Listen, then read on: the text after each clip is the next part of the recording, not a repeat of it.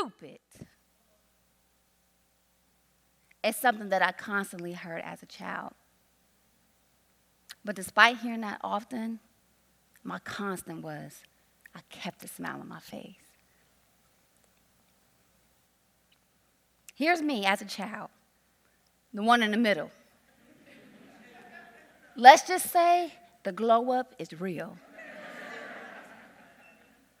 I loved being in this community when I was younger and hanging out with my friends. We would go to the recreation center and participate in things like African dance, arts and crafts, and even free lunch every summer. But what I couldn't understand was that something I loved to do because I was a child, or was I secretly escaping the dysfunction of my family? By the show of hands, how many of you have ever faced adversity? We know that adversity is something that is difficult or a misfortune. For me, I had to learn how to use adversity to learn how to grow. I had to use it for perseverance. I had to learn how to cope, and I had to learn how to use self-love.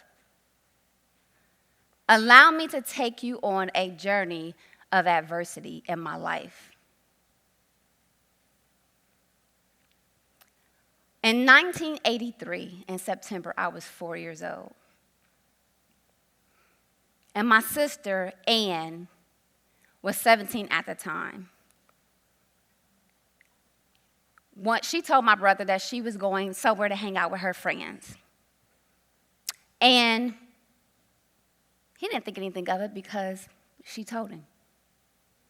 The next day, no one heard from Ann. So the family became worried and reached out to her friends, and none of them had seen nor heard from Ann. The next day, still no Ann. So the family grew increasingly concerned, and they filed a missing persons report. The next day, our neighbor comes to our home. She hands my mom a newspaper article, and the headline reads, "Police see clues in identity of body." The headline went on to say that they found a woman's body between the ages of 16 and 21 years old. It also went on to describe that the woman was wearing different clothes, and also it went on to state that they ruled out robbery because they found a diamond ring on her finger. And that's when my mom knew that was her child, because the diamond ring belonged to her. The story goes, Ann was actually in an altercation with her boyfriend. He hit her in the head with a blunt force object, causing trauma. He picked her lifeless body up, dumped it behind a vacant home, and lightly covered it with leaves. A bystander walked down the alley, saw her body, and notified the police. Nearly 3 months later, another adversity happened in my life. My father was over at his father's house, and the two were just hanging out together. Some tension grew as they were drinking, and when the tension grew, my grandfather retreated to his bedroom. He shut the door behind him, and he locked the door. For some reason, my father followed him to the door. My grandfather warns my father, "Do not enter my room, or there will be consequences." My father didn't take heed to his advice as he banged on the door. "Let me in, old man." My father then barged through the door, and when he did, my grandfather shot him in his stomach, and he died the following morning.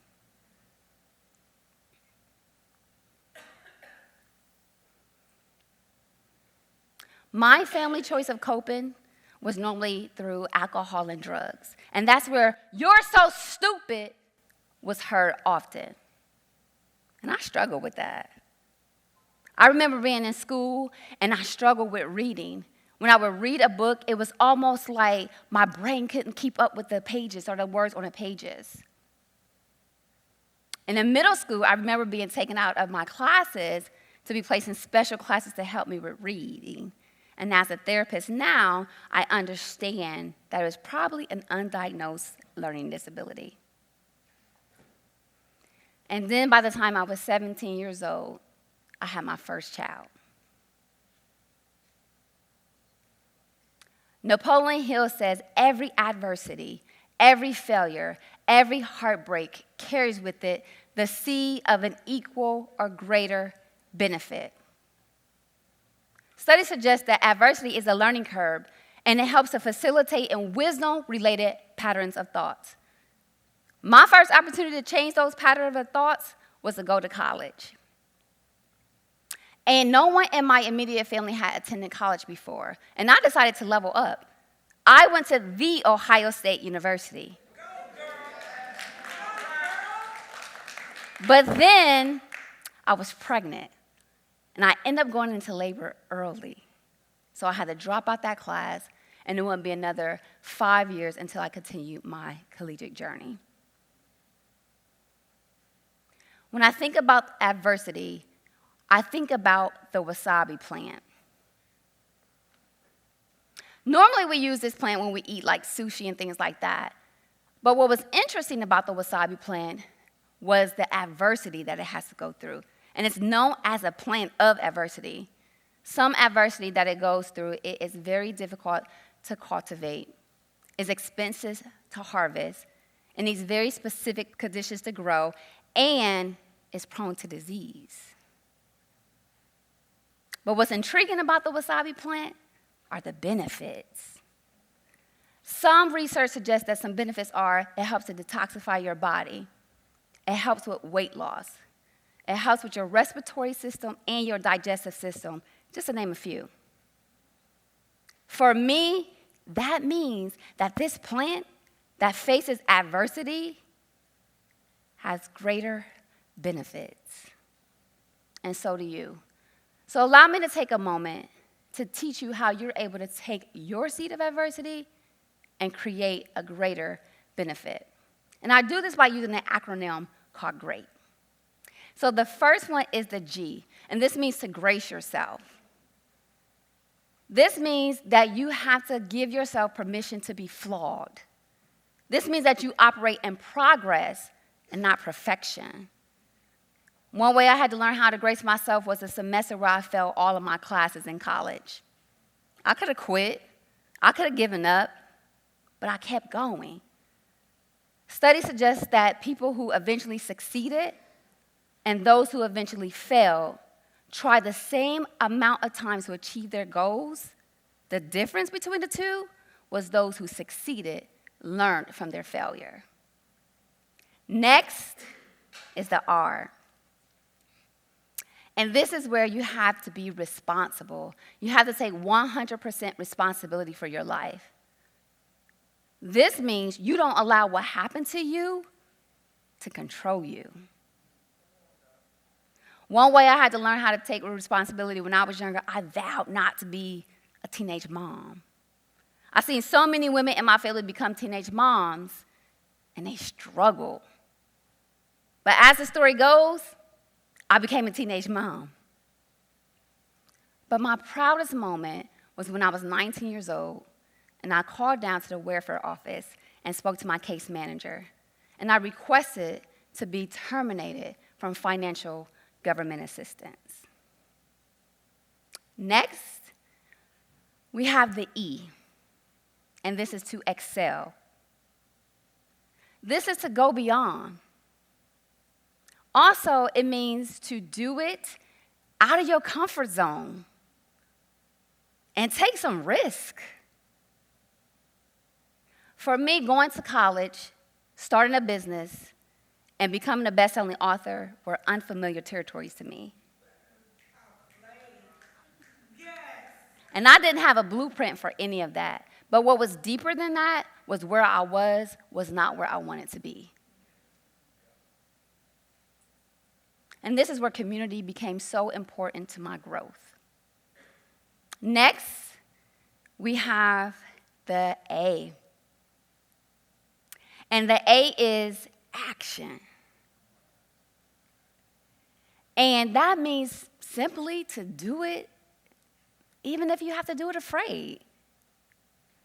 One way I learned how to take action was that class that I dropped because I went into labor early. I went right back to The Ohio State University and retook that class. And when I retook that class, I got a B. Now listen, getting a B at Ohio State University may not mean anything to y'all, but getting a B at The Ohio State University meant everything to me. It taught me how to believe in myself, and it also showed me that action creates more action. And finally, there's the T, which is to transform your mind. This is getting rid of those limiting beliefs. Hearing "you're so stupid" became subconscious to me. I didn't think I was good enough. I didn't think I was worthy. I didn't think I was smart enough. And the people who were telling me those things didn't mean to cause damage, but it caused damage. So I had to learn how to use meditation, affirmation, and action in order to transform my mindset. By the time I graduated from The Ohio State University with a bachelor's degree in social work, I had a 3.79 GPA.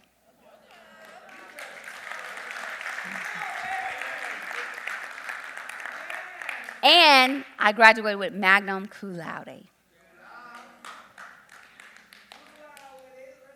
So we all know people who face adversity. Instead of healing from it, learning from it, and growing from it, they fell victim, and they created the cycle over and over again. But we also know people who took their seed of adversity and created a greater benefit. People like Oprah Winfrey, Tyler Perry, Steve Harvey, Bessie Coleman, and Maya Angelou. My challenge for you today is for you to find your seed of adversity and decide what you want to do with it. Start a business, become an author, start a podcast, advocate for a cause, give back to your community. Whatever it is that you decide to do with your seed, be great and do it now, because the world is waiting for you. Thank you.